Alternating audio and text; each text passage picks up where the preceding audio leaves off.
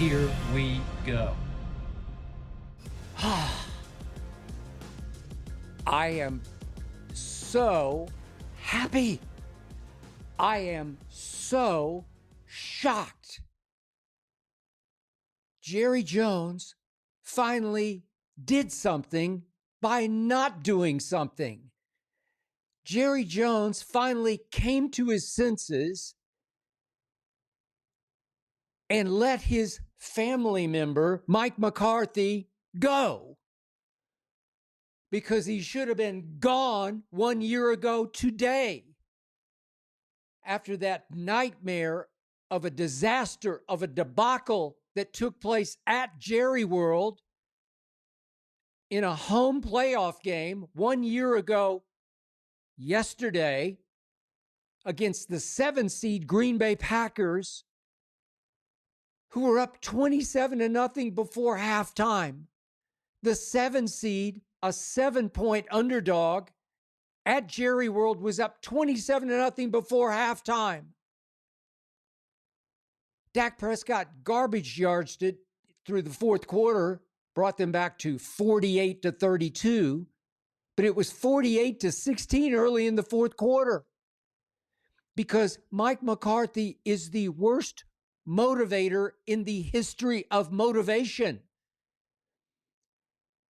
And he turned that right around into opening this season, did Mike McCarthy as the quote-unquote head coach of the Dallas Cowboys, my Dallas Cowboys, as lifelong diehard that I am. They opened the season by losing their first 5 home games at Jerry World to make it 6 in a row at Jerry World, in which in 4 of those 5, they were blown off the field in the first half. And I kept saying, how does this man have a job? Blown off the field in the first half in 4 out of 5 and lost all 5 badly. Got blown out in all 5 of those first home games that they played this year. And I kept saying, how does Mike McCarthy still have a job, Jerry? How can you sit back and fiddle while your Rome burns right before you? Your house is burning to the ground right before you. How can you do this? How can you sit by and let this happen just because you go bear hug old Mike McCarthy after you finally win a game at home against the Giants on Thanksgiving? Seriously? That's all you got? Happy days are here again. At least we are getting rid of please drop the Mike McCarthy. At least it finally happened that Jerry Jones did something by saying no. I was convinced that after the November 3rd game at Atlanta, that Mike McCarthy had just been let off the hook because Dak got hurt. Excuse rebuilt in. I thought Jerry could just say, good old Mike, he kept them together down a stretch. We fought hard against Cincinnati. We won that game at Washington. They didn't quit on good old Mike. I love old Mike. You know, I have beer and nachos every Friday. He's a good hang, good old Mike. That's what I thought was going to happen because we went for 3 days last week of meetings, and I thought Jerry was just trying to show Cowboy Nation, I'm doing my due diligence here. We're going over things. But apparently it fell all apart. Now, apparently it could have been just about money because Mike McCarthy is represented by the sort of the Scott Boras of coaching agents, Don Yee, although Don Yee also represents the great Tom Brady. But maybe it was just too rich for even Jerry's blood. Maybe they just wanted too much money. I don't care what the reasons are. I just know I'm happy because Mike McCarthy is history. Finally, we're out from under that bump on a sideline log. That slug of a head coach. Yeah, he's a pretty good offensive coordinator. I think he can call a pretty good game. but you don't want him as your head football coach. I know Jimmy Johnson had floated on Fox over the weekend, yesterday on Sunday, this whole notion, which I think came from Jerry, this whole idea of what if there was a coaching trade because Mike McCarthy's stale in Dallas and Mike Tomlin is gotten a little stale in Pittsburgh. What if they just trade coaches? Then both fandoms would be re-excited, said Jimmy Johnson on Fox. And I was shocked by Jimmy saying that. Jimmy going suddenly Stephen A. Smith. Love you, Stephen A. But Jimmy doesn't do that. He doesn't propose those kind of trades. He's Jimmy freaking Johnson.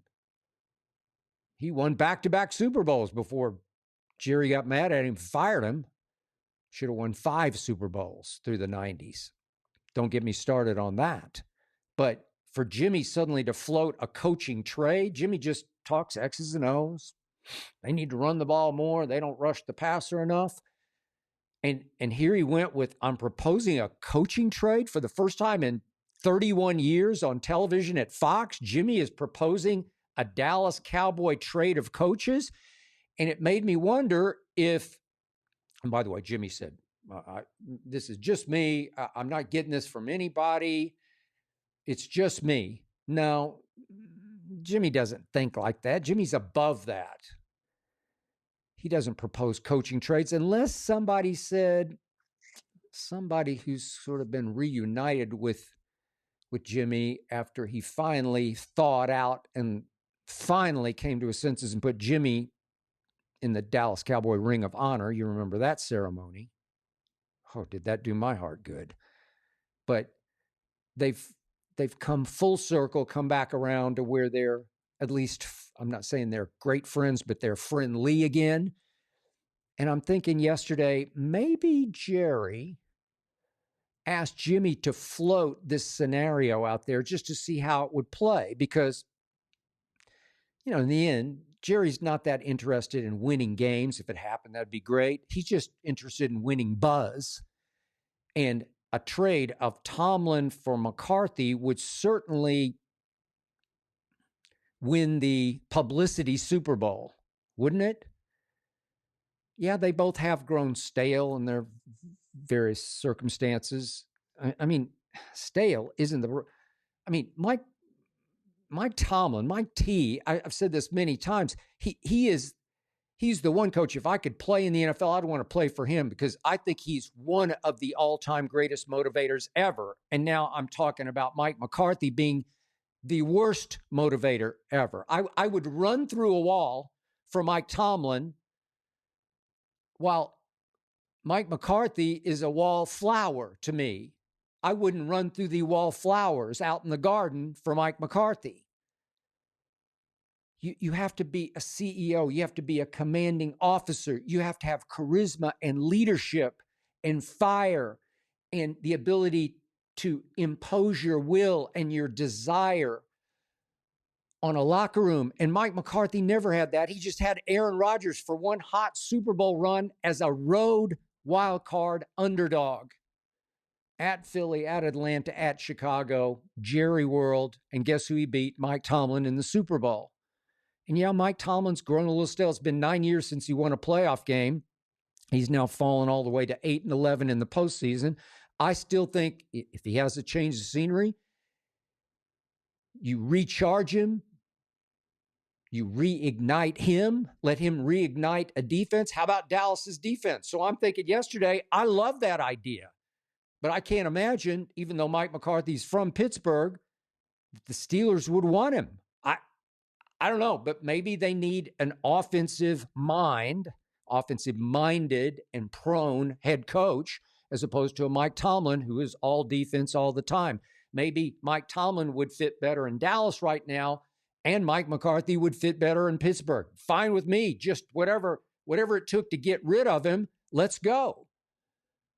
So first, there was the Adam Schefter tweet of this morning that looked like the midnight deadline on Tuesday night would pass and that Mike McCarthy would become a free agent. And then the Tom Pelissero tweet that Mike McCarthy is gone out in Dallas? Thank you, God. Finally, Jerry came to his senses. And yet, is there an obvious Coach Vrabel waiting for the New England Patriots? No, there's nobody obvious right now. I wanted Jim Harbaugh a year ago after that disaster of a debacle against Green Bay, and I believe he's going to be the coach of the year. They did not play well. I'm going to get to that in a minute in their away playoff game, obviously, at Houston on Saturday.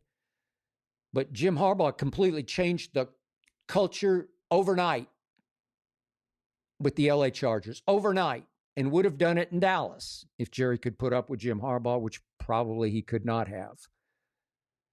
I wanted Deion Sanders. I still want Deion Sanders. I'm still hoping against hope that Deion will say, yeah, I was born to coach the Dallas Cowboys, for whom I played with and won a Super Bowl. Deion still has a home in Dallas. He raised his children in Dallas. Shedeur came up through the ranks in Dallas.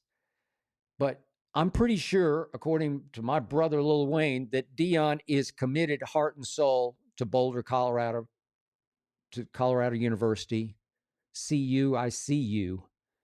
And he's recruited 2 really good quarterbacks for next year. And I just don't think he could leave them high and dry to go to Dallas.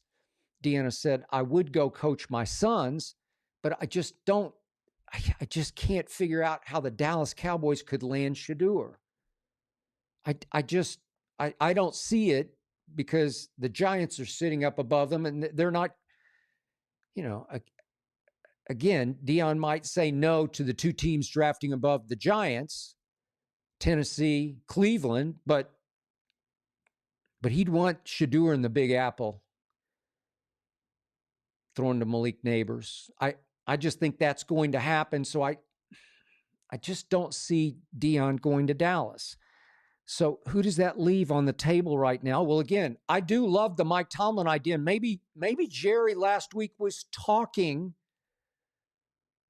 to the Rooneys. Maybe they were floating this idea of exchanging coaches. Maybe. The word in Pittsburgh, the reports in Pittsburgh is that they want him back and he is beloved there, but maybe he is a little stale. I mean, Mike McCarthy was born stale. I can't see why they would want their hometown hero to come home, Mike McCarthy, but whatever. I don't care about them. I only care about us. Is Mike Tomlin a possibility for Dallas? Because he's only 52 years of age. He needs to regenerate. I still think he has greatness in him. I think he has multiple Super Bowls in him with an emphasis on defense and a destruction of that country club culture that Mike McCarthy has run with no player accountability in Dallas. Mike Tomlin would end that. And by the way, isn't it high time that Jerry Jones hired a black head coach? Oh, that's a novel idea in 2025. Jerry, it's never too late. How about it? So I looked down the list. Speaking of black head coaches, I do love Brian Flores, and I think he got a raw deal, and I think he was exactly right in Miami about Tua. Tua's not the answer. I know he took sort of a publicity beating for the comments that he made that came off very harsh about Tua, and Tua's a great kid. We get that. He's just not the answer. And Brian Flores knew it, and look at the job Brian Flores has done with that Vikings defense. I think he has some greatness down there inside of him, and I would not mind him. Another defensive coordinator who's had a pretty good run this year is Aaron Glenn, who did play for the Cowboys in 05 and 06. Played with my friend Keyshawn Johnson. I just like the way he handles himself on the sideline. He's 52 years of age also. He just carries himself like an adult to me, like a leader who's in charge, like somebody with real live experience who has authority and command to him. And even though he has no head coaching experience, I'm not opposed. But I am opposed to Aaron Glenn's cohort, his offensive coordinator in Detroit, Ben Johnson. I don't get Ben Johnson. I've said it before and I'm going to say it again. I know he's going to be the hottest candidate for the Cowboy job, and maybe Jerry will just cave in to the groundswell of public support for Ben Johnson and go hire Ben Johnson. Yeah, he's very good at coaching offense. He's very good at game planning. He's very good at play calling. He has the greenest of lights because his head coach goes for it every single time. And it benefits the coordinator to know that the head coach is completely with him to go for it and try and risk and risk and risk. And listen, Jared Goff is really good. I'm not the biggest fan, but he is really good. And they have weapons everywhere. Everywhere I look is another weapon. They have an offensive line that rivals Philadelphia's. I still think Philly's is slightly better, but that left tackle they have in Detroit is simply the best left tackle in football. And Jahmyr Gibbs is absolutely electric. And St. Brown, Williams, I can go on. They have weapons, that tight end. God. So Ben Johnson has never remotely been a head coach. He's 38 years of age. He's a stats guy. He's an analytics guy. He doesn't seem to have much of a personality. I don't know. We don't get to see much of it, but I just have an idea. He's one of those analytics freaks who can't command men in an NFL locker room the way Dan Campbell can. Dan Campbell is gifted at charisma and motivation and stature and aura because he played the game. Not that you have to play the game, but he played it. He's a big man who looks the part and is the part, with the great jawline, the Bill Cowher jaw. You have to have some of that, if not all of that, to win at this level. Dan Campbell has done a sensational job of changing the culture, and I don't think Ben Johnson can change any culture. If he'd come to Dallas as the offensive coordinator, I'd say, thank you very much. But you know, and I know he's not going to do that. I've seen this again and again and again, going back to my friend Norv Turner. Norv Turner was a great coordinator, but he never made a great head coach because he wasn't a natural-born leader. He had no charisma to him. He's very soft-spoken, very inward, very analytical in his own head. He lived in his own head, and it doesn't translate. He was okay as a head coach, but never great. There have been so many coordinators who were never great as head coaches because the system is flawed. It's broken because somehow fans and ultimately GMs and owners think that a head coach in waiting is learning to be a head coach as a coordinator, which has absolutely nothing to do with commanding a football team. Running a unit, calling plays, designing game plans for a unit has nothing to do with running the show. So I don't get Ben Johnson, and I warn you, if he gets named Dallas Cowboy head coach just because he's got the flash and the dash right now, and Jerry loves the sizzle, I warn you, I'll try to be cautiously optimistic. I'll try to get in line, but I don't love it because he's another Mike McCarthy in waiting. I don't want to have to go through that again. So what's the flip side? And by the way, I know Cliff Kingsbury. I love Cliff Kingsbury. Right now, it's just about Jayden Daniels. I'm sorry. I've told you about Jayden Daniels. I'm going to talk about him in just a moment. He's just it. He is him. Or grammatically, he is he. He's the one. He's just magically transformed that franchise overnight into a very dangerous dark horse playoff team, has Jayden Daniels. I'll give Cliff a little bit of credit. I love Cliff. I do. But look, Johnny Manziel made him during that Heisman run that year, catapulted him. And now Jayden Daniels is remaking Cliff after a rough run in Arizona with Kyler. I just don't love it. And I like him, and he does have charisma to him. He's got a little flash and a little dash to his game. He can talk to the media, but I don't love this.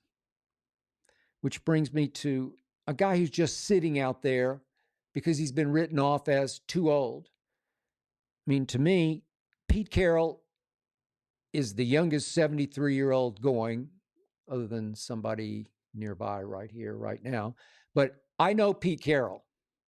I know him well enough to tell you he just spills energy and urgency and charisma all over everyone he's around. Do I think he can still coach at 73? You better believe I do. If you look hard at his track record, I know he struggled in the first go around with New England, the NFL. But look what he did at USC. He awoke the sleeping giant. They dominated college football for several years. And then he went to Seattle and just turned it right around into the dominant franchise for several years. Sure, you burn out that team that he assembled there, featuring my friend Richard Sherman. It was volatile. It was just on hair trigger. It had a shelf life because the personalities, starting with beast mode and all those defensive backs and defensive players, it was just explosive to the point it was going to explode on itself. It happened. It came and it stayed and then it went. Pete Carroll can flat out coach. He's not lost any of his fastball. He's 73 going on 33. You know it and I know it. I'd be great with him as the new head coach of the Dallas Cowboys. Could I see him handling Jerry Jones? I could. Pete's got enough sort of used car salesman in him. It's that kind of, it's how he convinces players to be better than they should be. He can sell some ice to the Eskimos. Yeah, that's how you have to do it. He has huge charisma, and I think he could keep Jerry at bay. I think he could keep Jerry happy. I think he could talk to Jerry in ways that would content Jerry, that would keep Jerry happy that he was in the loop without really being in the loop. So would I go Pete Carroll over Ben Johnson? You better believe that I would. All I know is that for right now, I'm stunned that Jerry didn't just go back to what felt good for Jerry. And maybe it was about money, but I don't care. Mike McCarthy was a disaster in Dallas, even though he said 12-5, 12-5, 12-5, 1-3 in the postseason, and now he's 6-9 since that Super Bowl run in the postseason.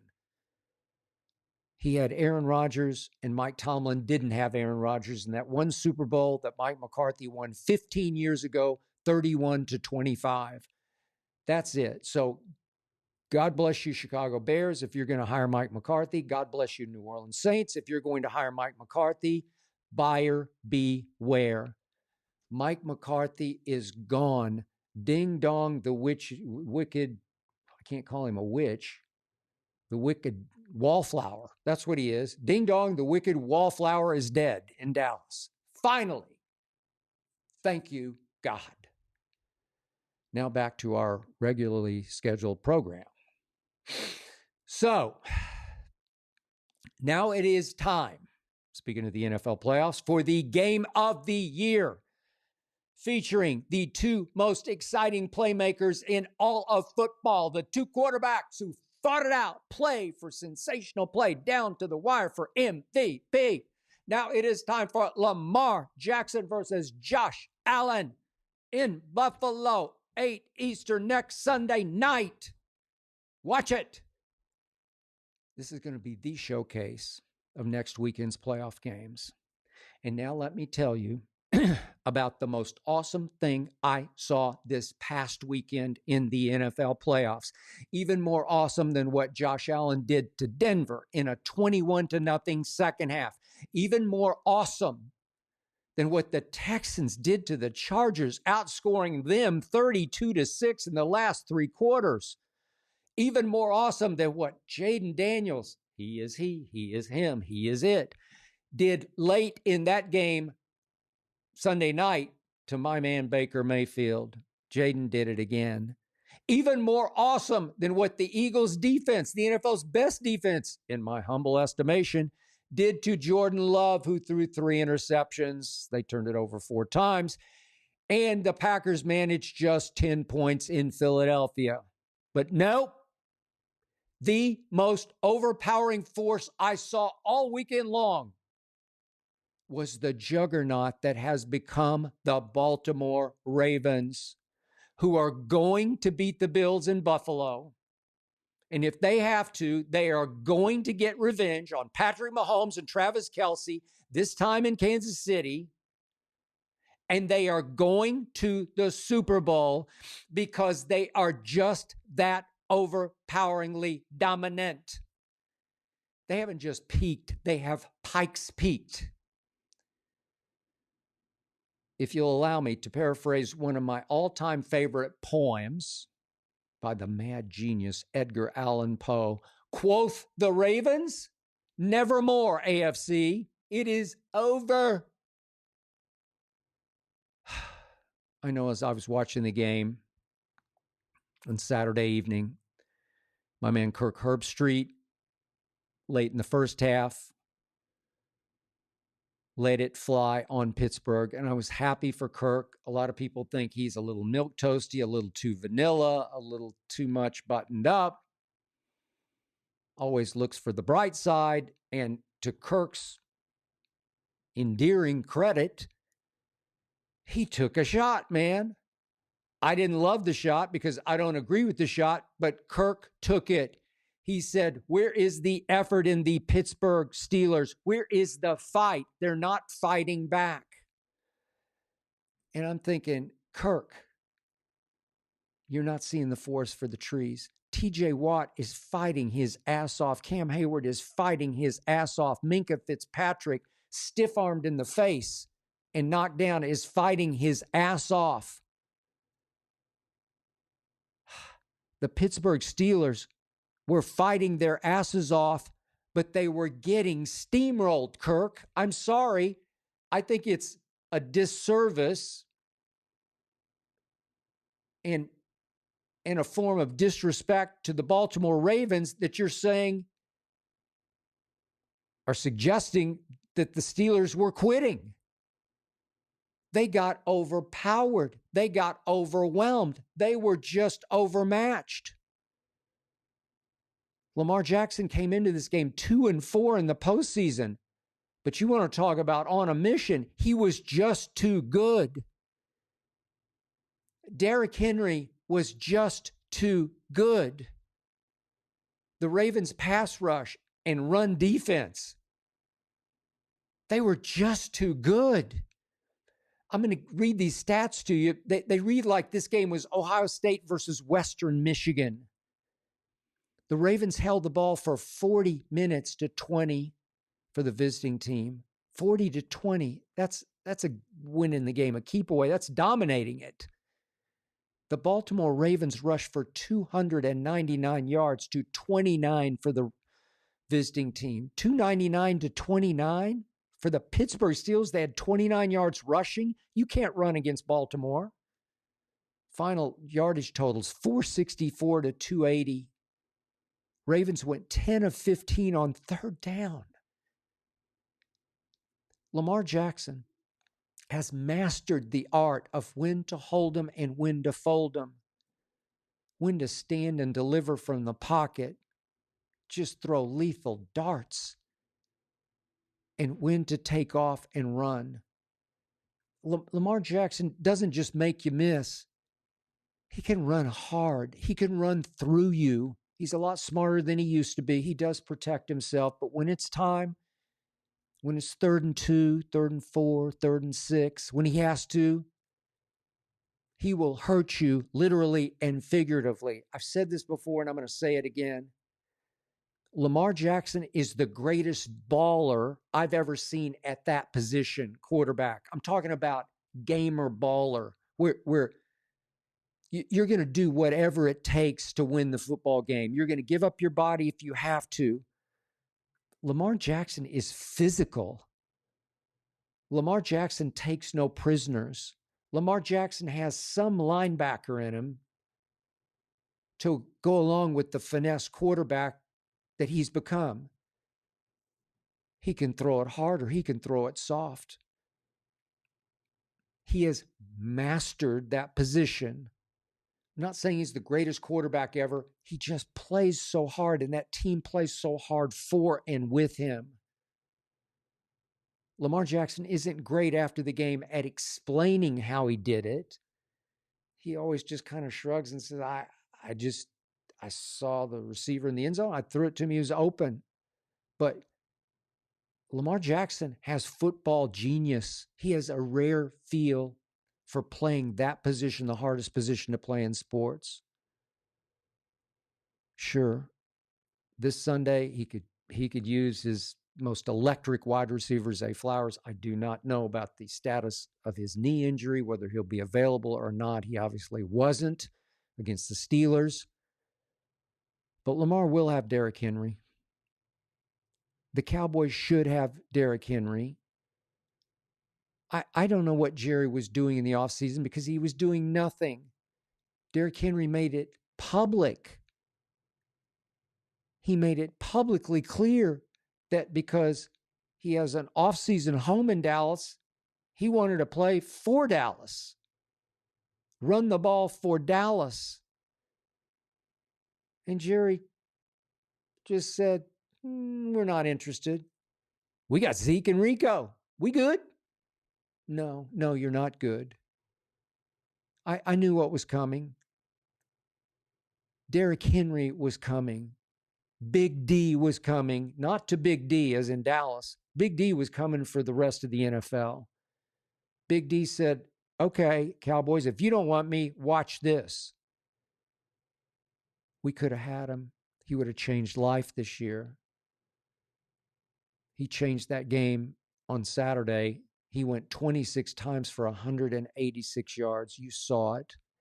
I think Derrick Henry has the greatest size-speed ratio in NFL history. He's listed at 6'3", 250. He looks to me like could be 260-ish,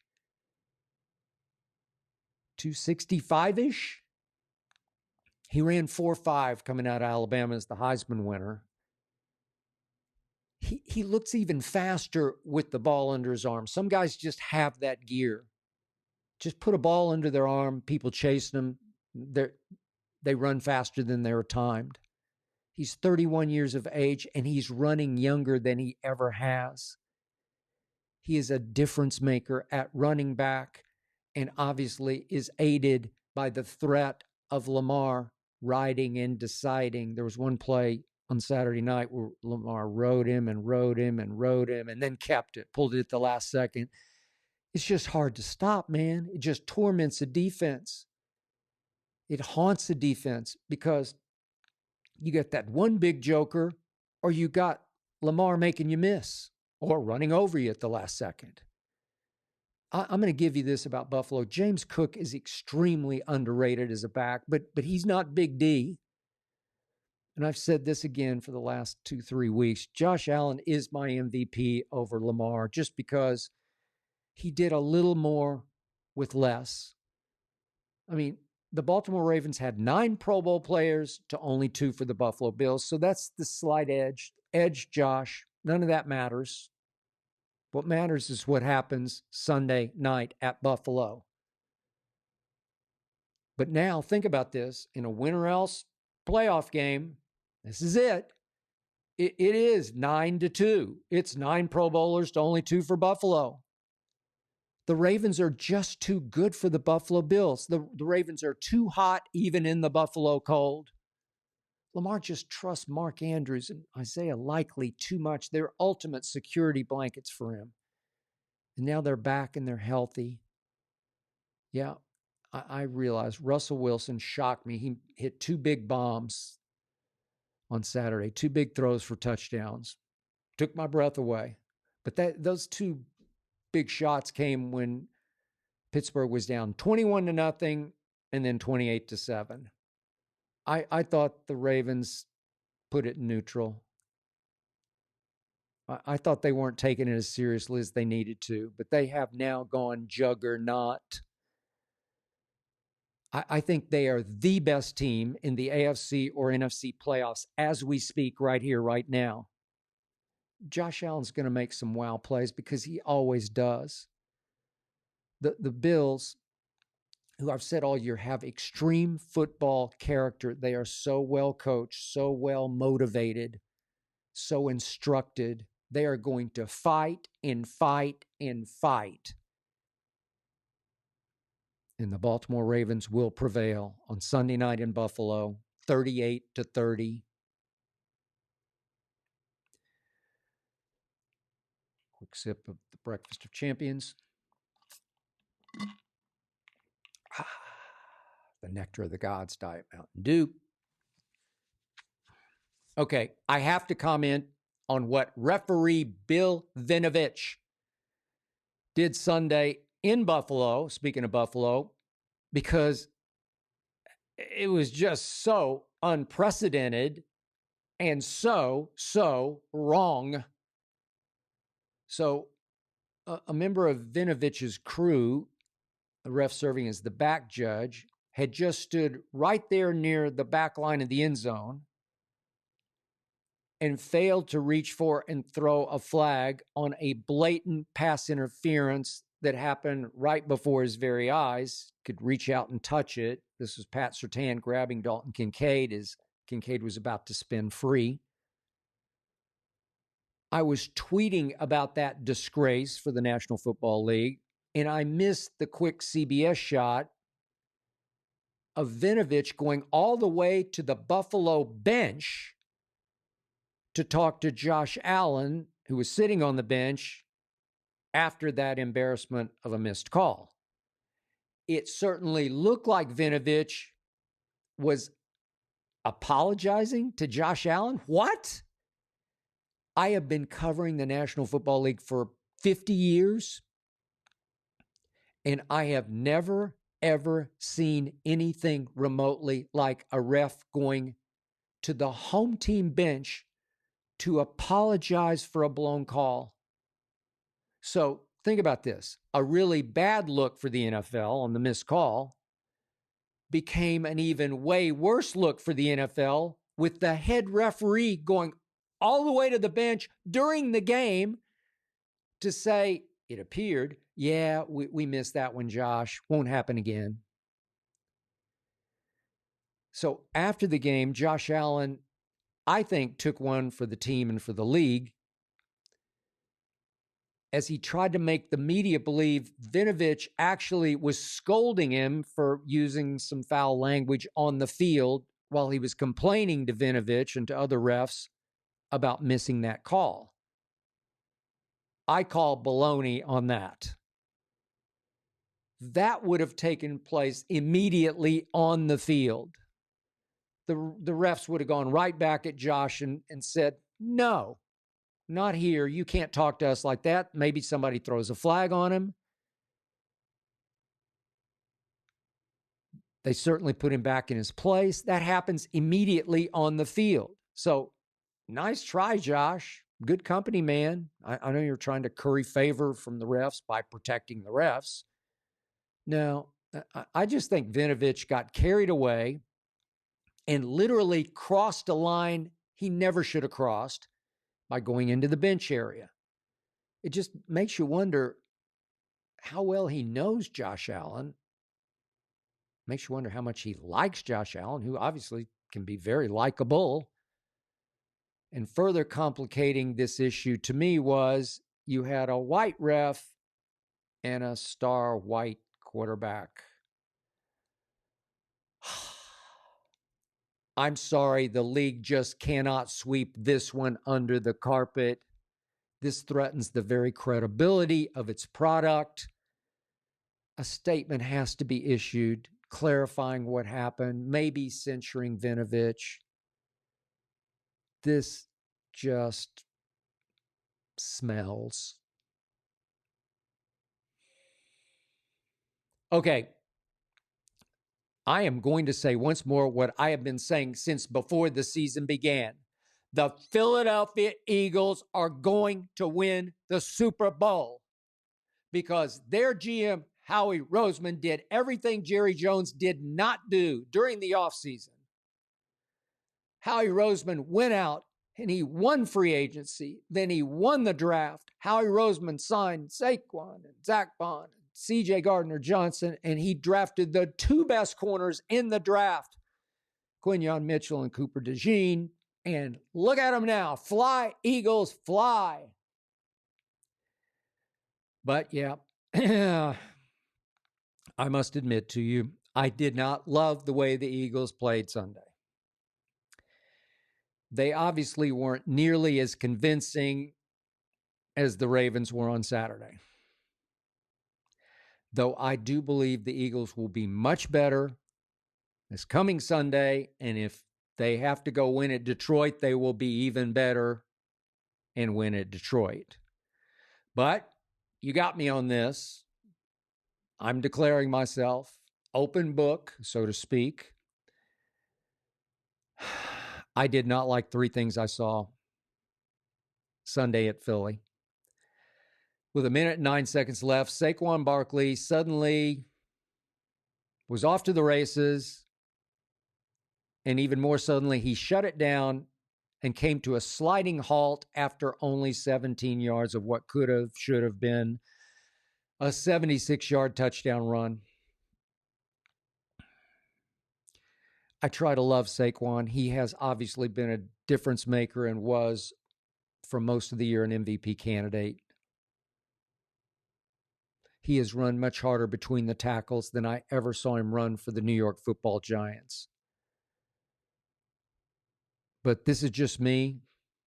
This is what I don't love about Saquon is I don't see enough of that football killer instinct, that football assassin.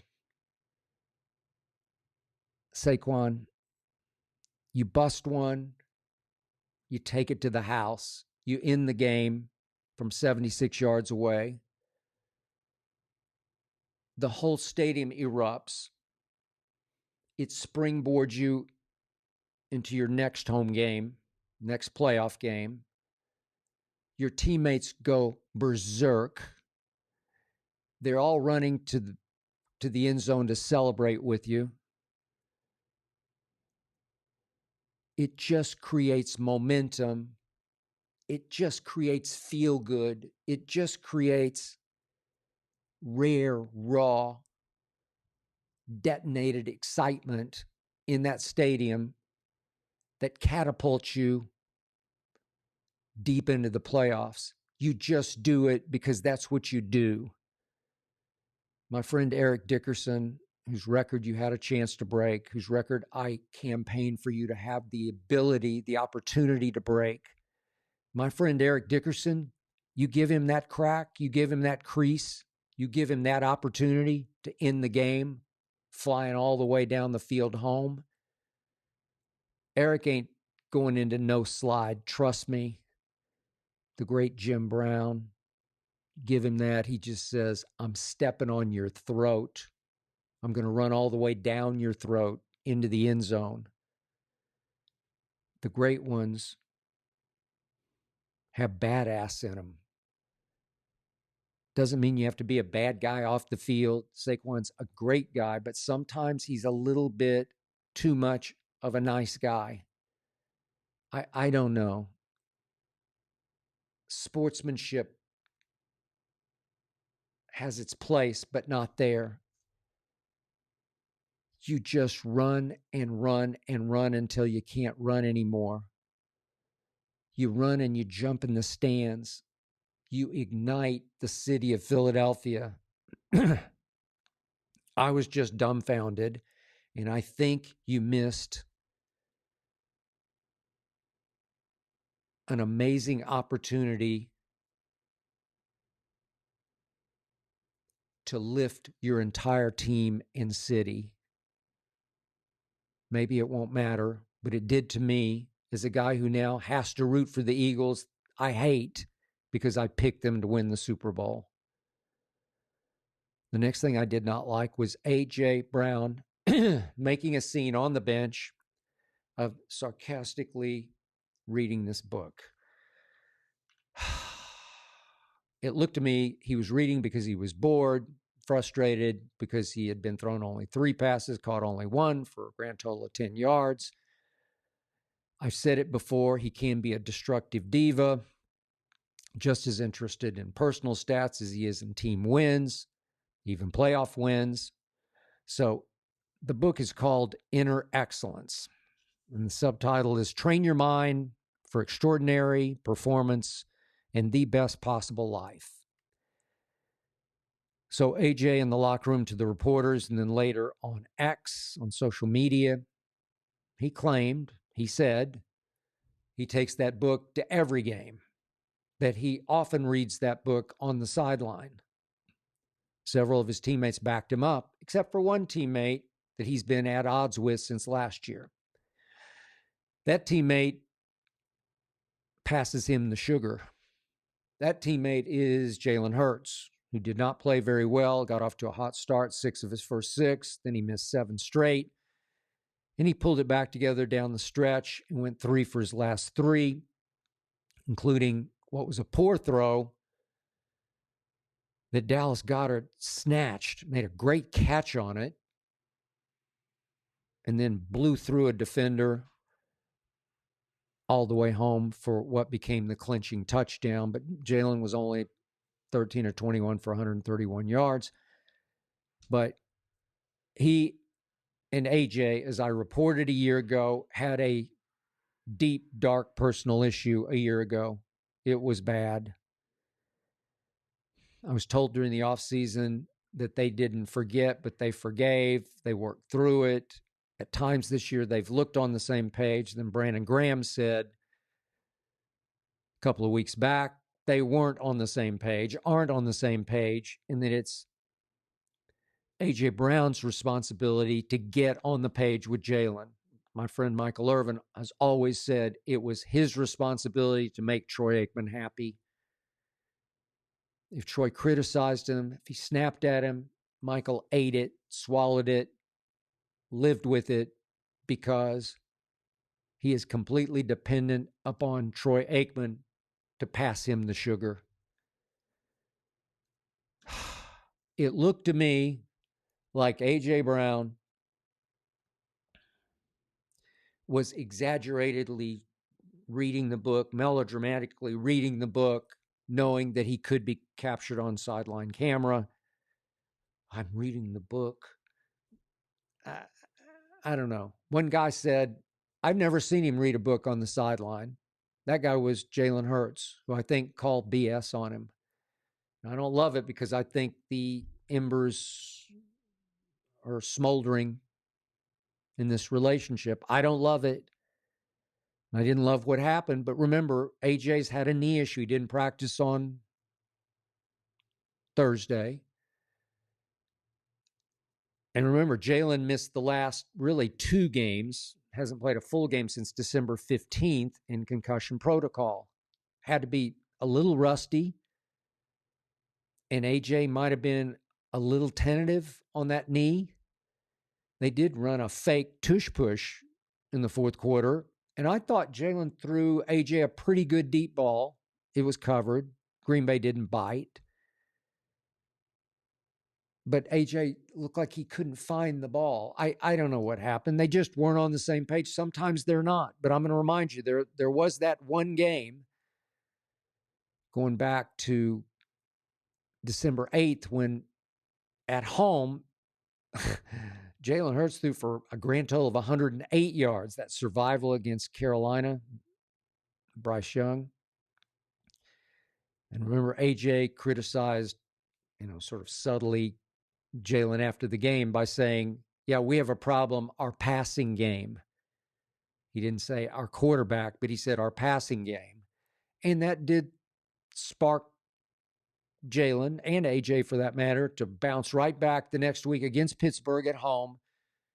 Jalen went 25 of 32 for 290. AJ caught 8 balls for 108 yards. So that they still have that gear they can shift into when it's right. And I believe it's about to be right, and then righter, and then very right in the next 3 games they're going to play.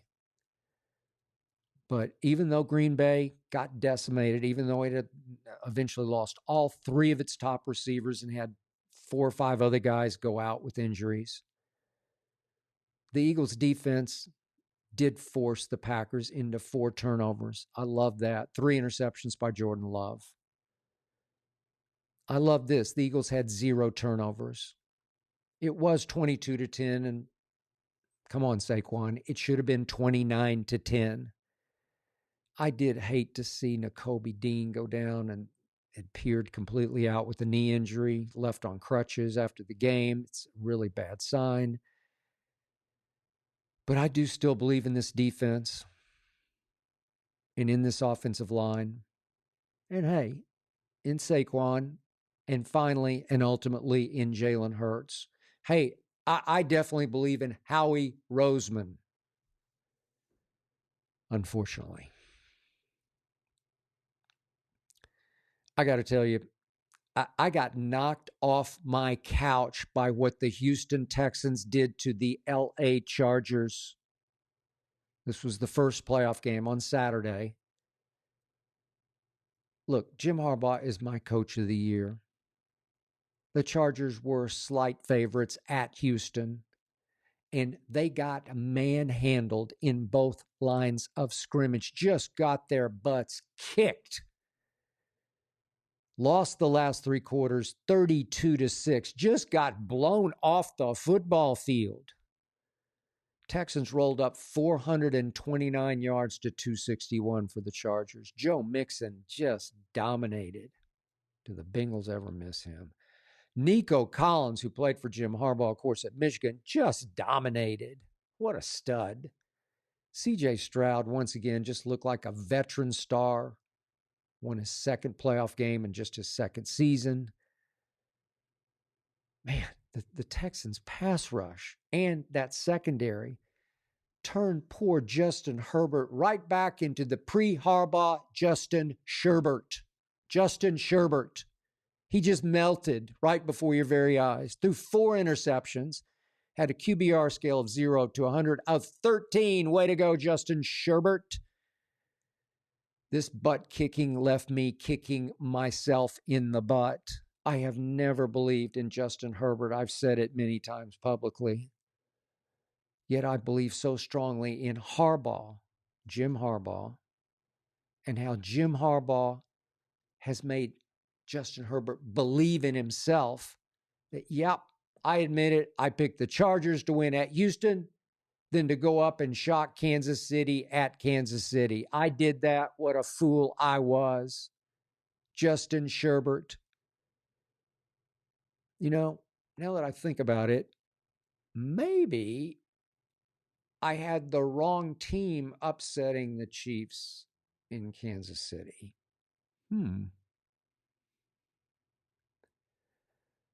I have talked and talked and talked some more about Jayden Daniels. Talked and talked and talked on this show. Just talked about how rare he is, how much better as a pro he is than he was in college at LSU. I just didn't see this coming. The extreme yet humble confidence, the serene poise as if he's touched by an angel, the freaky speed, acceleration and speed, the make you miss, the easy, effortless velocity, and the deadly accuracy, the clutch gene that all but glows in this kid the later the game gets. Jayden Daniels and Jayden alone has transformed the Washington Commanders into a very dangerous playoff dark horse.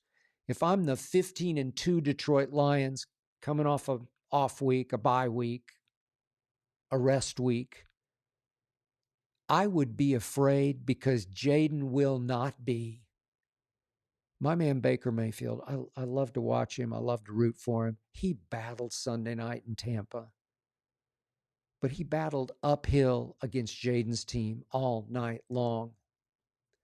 Jayden's team was just a little better. Jayden's offense went 8 of 15 on third down. That included, in that final drive, a 3rd and 6 conversion by Jayden with his arm, and then 3rd and 2 with his legs late in the game that did deny Baker a last at-bat and set up the walk-off field goal. Jayden did it again. In his first ever playoff game, Jayden did not turn the ball over. Washington had 0 turnovers. Baker and the Bucs had 2 fourth-quarter screw-ups you just can't have against Jayden and company. Baker fumbled on a slightly late handoff on a jet sweep. That gave Jayden an easy quick 7. Just can't do it. Then on 3rd and 1 at the Washington 12, 5:32 left in the game, Bucs rookie center Graham Barton, that's the guy I wanted the Cowboys to draft in the first round instead of Tyler Guyton, kid out of Duke. Duke's own Graham Barton snapped the ball account early, and the play was a slow-motion abomination that lost 2 yards. And the Bucs had to take 3 in the tie instead of scoring 7 and going up 24-20. And Jayden said, "Thank you, and God bless you, and drive home safely." Jayden always thanks God in his post-game interviews. First thing, thanks God. Sunday night, he told NBC, and I'm going to quote this, he told NBC with this complete low-key serenity, "I just trust in the Lord. Ain't nothing I should worry about." No, but the Lions have plenty to worry about. Number 5 is coming to Detroit. The Commanders are getting 8.5 points. Give me 8.5. I won't predict an upset here, but Jayden Daniels plus 8.5. Thank you, God. That's it for this week's show. Thanks to Tyler Korn for producing, Ernestine for overseeing, and to, of course, Hazel for approving.